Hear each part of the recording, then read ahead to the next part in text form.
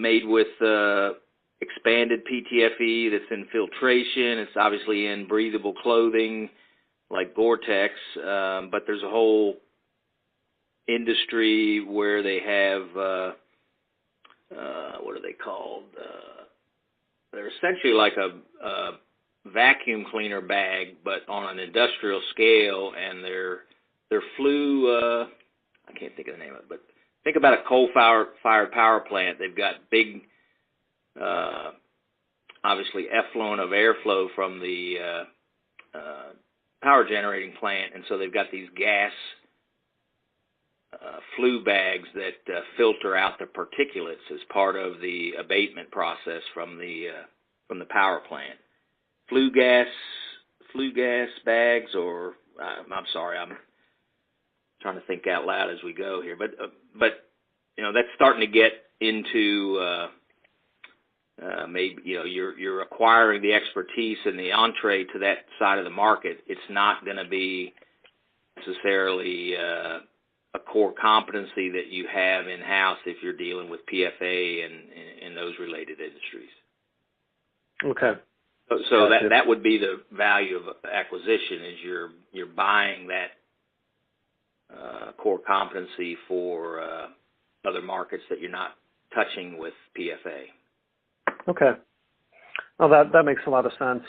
I mean, you still have buying power with the manufacturers because you're buying more fluoropolymer, so there's some synergy there, and you're expanding your reach into other segments that you're not participating in. Okay.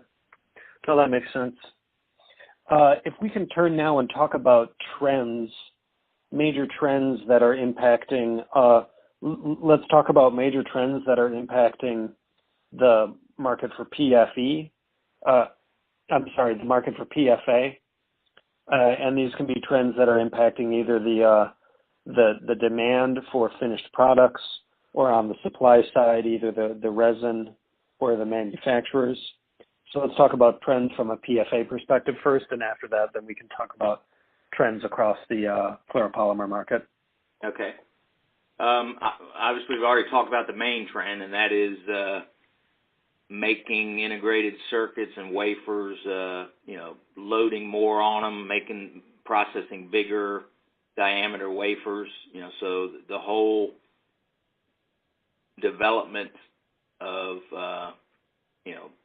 capacity around semicon wafer processing is, obviously the biggest trend related to semicon. They're obviously cramming more circuitry on smaller space, and they're trying to process bigger and bigger diameter wafers, and so that technology shift creates the demand for the semicon. In CPI, any industrial segment that uses fluoropolymers, it's GDP. Your other guy, the 30-year guy, probably is well aware of the fluoropolymer industry is a great lagging indicator of economic growth or decline around the world by about 6 months. You can track it like clockwork. The global economy's growing rapidly.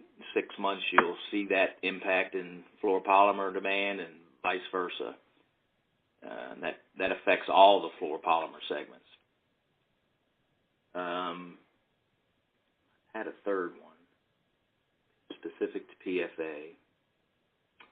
On the medical side, healthcare industry is growing pretty steadily, so that would probably be a little bit higher growth rate than just GDP. That's probably pretty much it for that. Okay.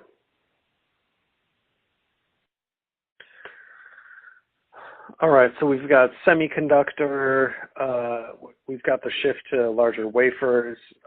Secondly, we've got fluoropolymers as a lagging indicator of essentially GDP.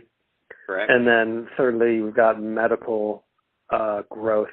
Any other major trends impacting either PFA or fluoropolymers in general? Not that I can think of. There was a problem 15 years ago